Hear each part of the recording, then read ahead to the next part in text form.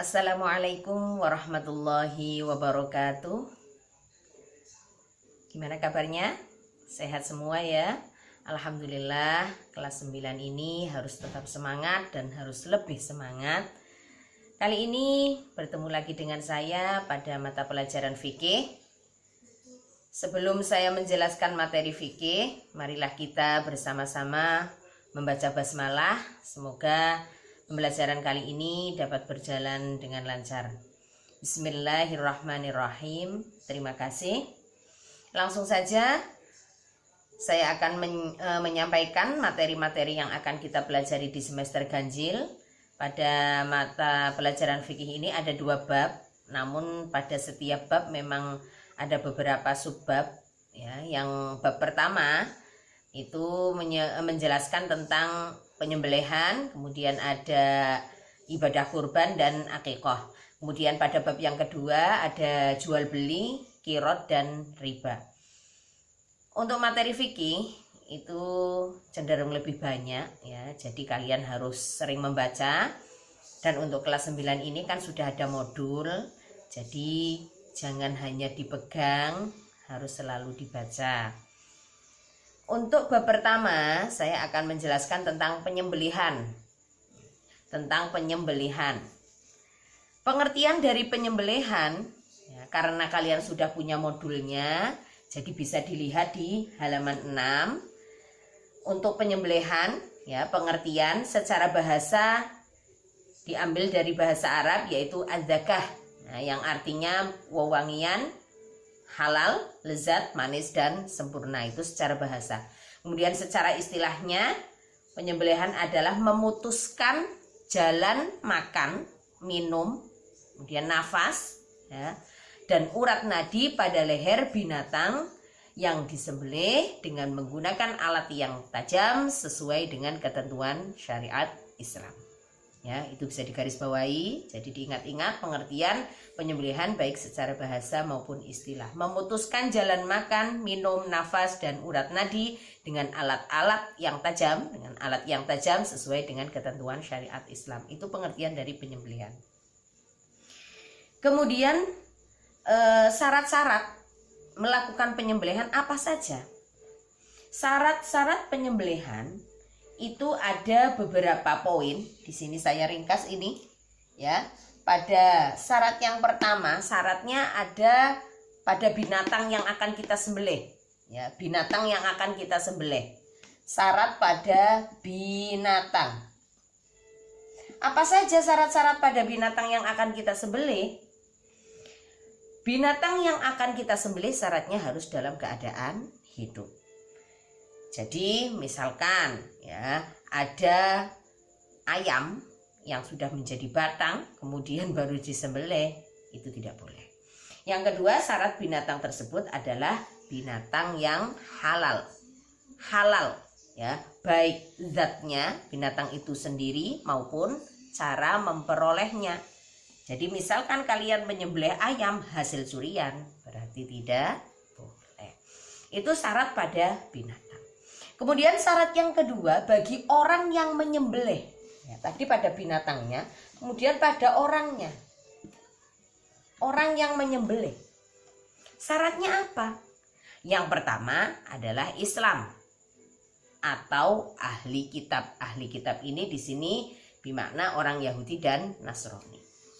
Jadi penyembelihan yang dilakukan oleh orang Islam, ya, orang ahli kitab itu boleh. Meskipun ada sebagian ulama yang mengatakan bahwa sembelihan dari ahlul kitab, orang Yahudi ataupun Nasrani, ya, Yahudi dan Nasrani, ada sebagian ulama yang mengatakan itu haram. Karena apa? Orang Yahudi Nasrani digolongkan ke dalam orang kafir atau orang yang menyekutukan Allah. Ya, jadi itu syarat yang pertama, Islam atau ahli kitab. Kemudian syarat yang kedua bisa dilihat lagi, yaitu berakal sehat. Jadi orang gila melakukan penyembelihan, berarti penyembelihan tersebut tidak syah. Kemudian yang ketiga yaitu mumayyiz. Apa arti mumayyiz? Bisa dibaca. Mumayyiz adalah orang yang dapat membedakan antara yang hak dan yang batil, antara yang benar dan yang salah. Jadi orang yang sudah mampu membedakan antara yang benar dan yang salah, itu dia berhak melakukan penyembelihan. Kalau anak kecil berarti tidak boleh, karena anak kecil belum bisa membedakan antara yang baik dan yang benar, karena memang akalnya belum sempurna. Itu beberapa syarat yang harus dimiliki oleh seorang atau orang yang melakukan penyembelihan. Kemudian syarat yang ketiga berhubungan dengan adanya niat. Ya. Ulama berpendapat dalam melakukan penyembelihan harus diniati atau harus dibacakan menyebut nama Allah, harus membaca basmalah dengan menyebut nama Allah. Yang berhubungan dengan niat, maksud di sini melakukan penyembelihan dengan niat yang baik. Ya, di sini disebutkan niat yang benar dalam melakukan penyembelihan dengan tujuan, misalkan niatnya baik untuk memakan binatang tersebut. Ya, agar makanan yang kita makan menjadi halal. Ya, kita niati menyembelih karena kita ingin memakan dagingnya. Ya, bukan karena ingin menyakiti. Beda orang yang melakukan penyembelihan terhadap binatang dengan tujuan menyiksa, itu tidak boleh. Paham ya? Jadi niat melakukan penyembelihan adalah dengan dasar kita ingin memakan sesuatu yang halal sesuai dengan syariat Islam. Dan menurut ulama dalam melakukan penyembelihan harus menyebut nama Allah. Itu berkaitan dengan syarat niat. Kemudian yang keempat, berkaitan dengan syarat-syarat penyembelihan tadi, yaitu syarat pada alat yang kita gunakan untuk menyembelih. Syaratnya seperti apa? Syarat pada alat yang kita gunakan untuk menyembelih adalah alat tersebut harus tajam.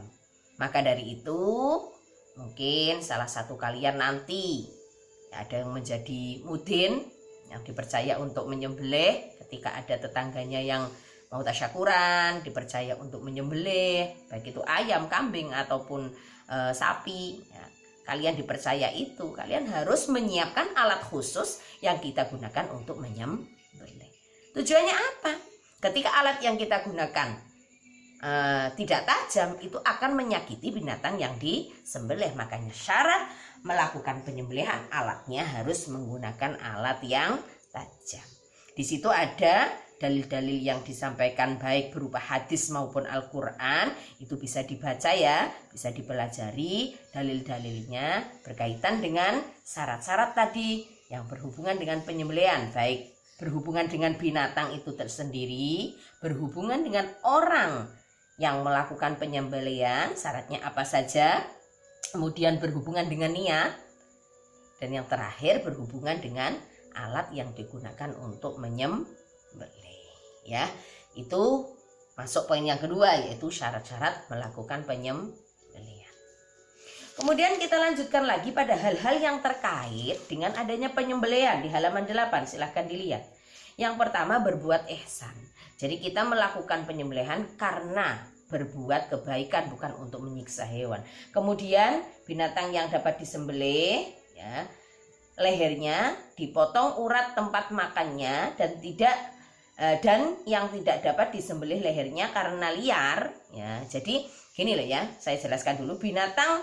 Hal yang terkait dengan penyembelihan, binatang yang disembelih yang bisa disembelih di lehernya harus disembelih di bagian leher. Bagi binatang buas, misalkan ada binatang yang galak ya, misalkan ada sapi mau dibuat kurban, ternyata ketika dipegang bedal atau lepas, kemudian dia terjebur ke dalam sumur, maka cara melakukan penyembelihannya boleh dilukai di bagian manapun dengan syarat dia mati karena terkena tadi alat tersebut dan dengan menyebut nama Allah. Itu cara melakukan penyembelihan ya. Jadi pada binatang yang galak atau bisa di sini dikatakan liar ya, karena dia galak jatuh ke dalam lubang, dia bisa dilukai di bagian manapun asalkan dengan menyebut nama Allah ya. Itu beberapa hal yang terkait dengan penyembelihan. Kemudian untuk kewajiban, apa saja kewajiban dalam menyembelih binatang? Di situ hendaknya binatang dipotong di bagian leher, kemudian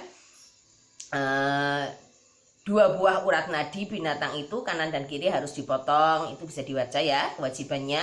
Dan yang disunahkan dalam penyembelihan apa saja?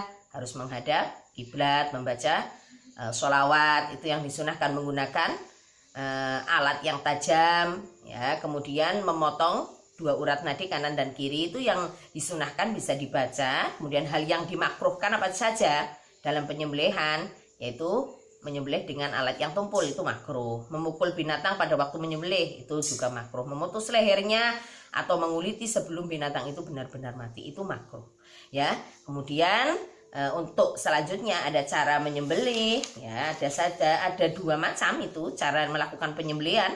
Yang pertama dengan cara tradisional. Tradisional itu seperti apa? Seperti yang kita lihat seperti biasanya ya, yaitu dengan menyiapkan lubang, alat yang tajam, kemudian binatang dibaringkan menghadap kiblat, itu dengan cara tradisional. Kemudian yang kedua dengan cara mekanik atau dengan menggunakan alat modern ya. Itu bisa dilakukan di situ, mempersiapkan alatnya, kemudian dimasukkan ke dalam ruang yang dipenuhi gas setelah mati kemudian dengan mengucap basmalah dilakukan penyembelihan secara mekanik.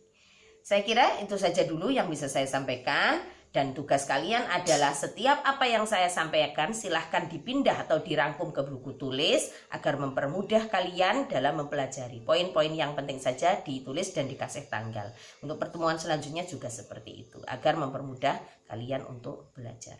Itu saja dari saya, mudah-mudahan bermanfaat. Wassalamualaikum warahmatullahi wabarakatuh.